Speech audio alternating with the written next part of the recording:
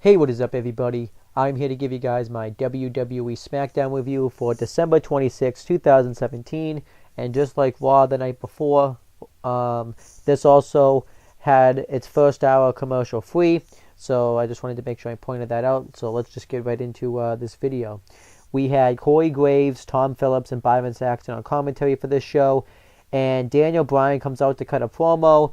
He talks about how there's a lot of unpredictable things going on SmackDown. And he said the one thing he didn't expect was what happened last week. And he plays a video of Dolph Ziggler walking out and relinquishing the United States title. And he said that he tried to get a phone call with Dolph Ziggler, but he hasn't been able to get a hold of him. So he pretty much assumes that Dolph Ziggler just gave up the title. And, he tells Dolph Ziggler that we're all going to miss you and stuff. And he's one of the best performers in WWE. Which clearly proves that this is a storyline. So Daniel Bryan, though, announced that there's going to be a tournament to determine a new United States champion. And then Shelton Benjamin and Chad Gable come out, and they say that that's nice, you're doing that stuff for the U.S. title, but they want to know what they have in store, what he has in store for the SmackDown Tag Team Championships. And Daniel Bryan's like, what are you talking about? You guys had your opportunity at Clash of Champions. You guys lost. So then they say that they deserve a one-on-one match because their match was turned into a Fatal 4 match at Clash of Champions, and they defeated the Usos last week for in a non-title match. And then Rusev and Aiden English come out. Which Rusev was massively over. When Chad Gable and Shelton Benjamin came out, more people were chanting for Rusev and Aiden English, which I thought was awesome.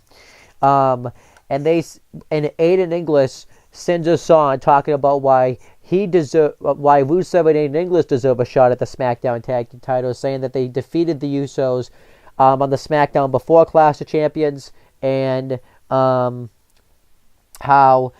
they didn't eat the pinfall at Clash of Champions, and they deserve it because it's Rusev Day. And then the New Day come out and say that they deserve a shot at the SmackDown Tag Team titles since they were pinned at Clash of Champions and they defeated Rusev and Aiden English last week. And they even make fun of Chad Gable and Shelton Benjamin by pretty much stating that it's pretty much a rip-off of American Alpha, which I thought was funny because they called Shelton Benjamin Jason Jordan instead, which I thought was hilarious. So Daniel Bryan then says that he's going to make a triple threat tag team match between all these three teams, and the winner's going to face the Usos in the future for the SmackDown tag team titles. So we had this match. It was Shelton Benjamin and Chad Gable versus Xavier Woods and Big E with Kofi Kingston ringside versus Rusev and Aiden English in a SmackDown Tag Team Championship #1 contenders match with the Usos on commentary. I thought this was a really good triple threat match. I thought this was actually better than the four-way match they had at Clash of Champions. And I like the way they're structuring the triple threat and fatal four-way tag matches now. We're all when each member of the team can all be in the ring at once, because I think that makes the match more exciting. So the match starts. Rusev is getting massively over. Everybody's chanting Rusev Day, and I don't think they are faces, but it seems like to me that Rusev and Aiden English are faces, but I don't think they are. And everybody starts taking each other out. Xavier Woods hits a flip dive on everybody, and Aiden English and Chad Gable pretty much all get the heat on Big E for a while, and a lot of the matchup consists of the heels beating up Big E, and then Xavier Woods gets the hot tag. He starts going off on everybody, and pretty much the match breaks down into chaos. Rusev gets a hot tag on everybody. He starts going off on everyone. He hits a Mashka kick on everyone. There was a spot where he hit a double accolade on everybody. Big E and Xavier Woods hit a Uranagi into a backstabber combo onto Chad Gable or Shelton Benjamin. I don't remember who it was. Xavier Woods hit Shelton Benjamin, and Shelton Benjamin both hit a huge dive on everybody. Xavier Woods Rusev teased that he was going to do a dive, but Shelton Benjamin kneed him in the face. Benjamin and Gable hit a double knee to the face onto Big E. And Rusev got Xavier Woods and Chad Gable into a double accolade. Benjamin and Gable tried to hit a double suplex off the top rope onto Aiden English. And Rusev came in and hit a double powerbomb on both men. And then the finish finally happens when Shelton Benjamin and Chad Gable hit the old Steiner Brothers finisher onto Big E for the win. And Benjamin and Gable go over. I was kind of disappointed because I didn't really want him to win. I wanted Rusev and Aiden English to win. I didn't really want the New Day to win because I didn't really want to see New Day versus Usos again. We've seen that enough. But I wanted to see Rusev and Aiden English win because I want to see them become the SmackDown Tag Team Champions. But I'm fine with Benjamin and Gable winning. It makes sense since they defeated the Usos on the last episode of SmackDown, so I thought that made sense. And now on the next episode of SmackDown, which is the most recent one that just happened, it's going to be the Usos defending the SmackDown Tag Team titles against Shelton Benjamin and Chad Gable, which I think is going to be a really good matchup. So, yeah, I'm looking forward to that. Then Daniel Bryan's backstage, and Shane McMahon comes up, and he pretty much says that it's been bugging him that Daniel Bryan pretty much says that now he's become his father. And he talks about how, his father may have his flaws when it comes to running a business, but he's been able to redefine sports and entertainment and make it what it is known today. And Daniel Bryan says that he agrees, but but when it comes down to his father, he says that Vince McMahon has a tendency to only to show favoritism and not give other people opportunities that he doesn't like. So Shane McMahon's unhappy with Daniel Bryan that instead of just having Bobby Roode and Baron Corbin face off to see who's going to be the United States champion, he just decided to do a tournament. Daniel Bryan says he wanted to give 8 superstars an opportunity versus just 2. And then he's also unhappy with Daniel Bryan because he also made a match between AJ Styles and Kevin Owens. And he didn't ban Sami Zayn from ringside because because he knows he's going to interfere. And Daniel Bryan says that he wanted to end off SmackDown with a bang since AJ Styles and Kevin Owens was one of the hottest feuds last year. He wanted them to end off SmackDown. And they have like a little bit of intense face-off with each other, and then they kind of cuts to the next segment. I loved this backstage segment. This might have been the highlight of the night because I am really enjoying this kind of like this disagreement that Shane McMahon and Daniel Bryan are having towards each other, and I hope it leads to Daniel Bryan eventually being able to get cleared to wrestle. Because if it's not, then I don't know where this is going. The only place I could see this going is at WrestleMania. They have like Shane McMahon pick a guy and Daniel Bryan pick a guy, and whoever wins, whoever's guy wins gets to run SmackDown. That's the only other thing I could see happening. But I hope it leads to just Daniel Bryan versus Shane McMahon, because that would be awesome. And then we had Breezango versus the Bludgeon Brothers, and pretty much the Bludgeon Brothers are absolutely destroying Breezango. The reason this match is happening too is because the Ascension yet again assigned for it, and the Bludgeon Brothers are about to win the match, but Rowan wants to continue more damage, so he puts Tyler Breeze's head up. So the Bludgeon Brothers go to continue the damage. The Ascension run out and attack the Bludgeon Brothers and just kind of do like a little bit of a quick hit and run, and then they save Breezango, but the Bludgeon Brothers are pissed that they pretty much got attacked. And then backstage, Breezango and the Ascension are backstage, and the Ascension pretty much challenge the Bludgeon Brothers to a rematch on behalf of the Breezango. So it's going to be on the next episode of SmackDown, Breezango versus the Bludgeon Brothers. So I thought the match was going well, but I really wasn't a fan of the finish, and it was what it was. What I'm assuming is happening here is that the Ascension is trying to absolutely murder Breezango because they don't want to be friends with him and stuff. So that's what I think is going on. Then we had Ruby Riott with Liv Morgan and Sarah Logan versus Naomi. Ruby Riott cuts one of those little video promos saying that she's pretty much going to enter the Royal Rumble match and Rumble is pretty much another term of Riot, so they might as well just call it the Royal Riot. And she said that the first person she's going to eliminate is Naomi, but she said she wants to just beat her first. And it was pretty much just a 5-minute squash match. Ruby Riott, Morgan and Logan interfere, and Ruby Riott just quickly beat you with a crappy Enziguri finisher. And then afterwards, they continue to attack Naomi some more.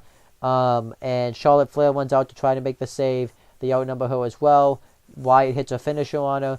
And then afterwards, the entire SmackDown women's locker room come out and chase off and beat up the Wyatt squad. I didn't like the segment at all. It was just there. It really did nothing, so I didn't like it at all. And then AJ Styles gets interviewed, and he talks about how he's had a great year, how he's been able to challenge people, and how he started off with the WWE title, and he's going to end off as WWE champion. And he says that, that Kevin Owens is going to have to go through him if he wants to have more opportunities. And then we had the first match. It was a vacant United States Championship tournament first round match. Bobby Roode versus Baron Corbin. I thought this was a good match here. Nothing fantastic, but it was good. Bobby Roode knocks Corbin out of the ring. Corbin throws Roode into the barricade. He hits a suplex and kind of hangs him up on the ropes and hits right hand to the ribs. And Baron Corbin dominates the matchup for a while. He hits his typical clothesline that I hate. He hits what's it called? Not the end of days, but the winter change, I think it's called. It's the deep six. There you go. It's the deep six. Which looks really cool when he hits it. Bobby Roode starts to make his comeback. Roode goes for his clothesline again. Roode hits it. Corbin goes for his clothesline again. Roode hits a spine buster. Corbin tries to go for his end of days. Roode flips out of it, and then eventually they go up to the top rope, and Bobby Roode goes for a blockbuster. Corbin catches him like he's going to hit the choke slam into the backbreaker, but Roode flips out of it and rolls up Corbin for the win, and Bobby Roode advances in the tournament. They didn't really go through who else is in the tournament, except for one more match. So Bobby Roode does advance in the tournament, but I don't know who he's facing in the semifinals, so I can't really tell you. And then we had the next vacant United States Championship tournament first round match. Jinder Mahal with the Sin Brothers versus Ty Dillinger. Ty Dillinger cuts a little video promo saying that he's come close to winning the United States title before, and he's not going to let this opportunity pass him by. And he said there may be 8 people in the tournament, but there's only one guy that's a perfect 10.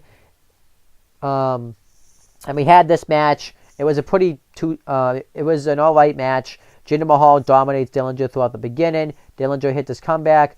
Mahal hits a gutbuster. Dillinger kicks out. Dillinger hits a DDT. Mahal kicks out. Then eventually Dillinger misses a drop kick in the corner. Jinder Mahal hits the Colossus for the win. I was surprised the Sin Brothers didn't get involved, but whatever. I'm happy about this because this means that Jinder Mahal is finally out of the WWE title picture, and he's back where he belongs in the mid-card picture. And I actually really wouldn't complain that much if Jinder Mahal won the United States title, because it would actually fit his gimmick where he trashes America. And I really wouldn't mind Jinder Mahal being the United States champion. I actually kind of want him to win the tournament, but I don't know if I want it to come at the expense of Bobby Roode. So we're going to have to wait and see on that one. And then Kevin Owens and Sami Zayn are backstage, and Kevin Owens says that the reason that Daniel Bryan didn't take the champagne was because they believe in him, and they're going to save the champagne and have a private party after he beats AJ Styles, and how he's like the best wrestler in the world and all that stuff. And I overall thought this was a good promo. And then Randy Orton cuts an interview, and he pretty much announces that he's been getting involved in other people's affairs too much, so he only wants to focus on winning the Royal Rumble match. And Shinsuke Nakamura comes up and puts himself in the Royal Rumble match, so now it's official.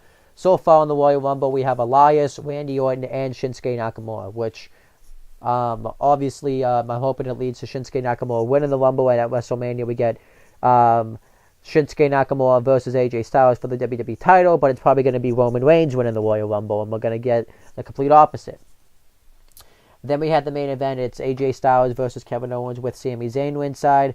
I thought this was a good main event. AJ Styles works over the knee of Kevin Owens in the beginning. He gets him into the calf crusher. Owens quickly grabs the ropes.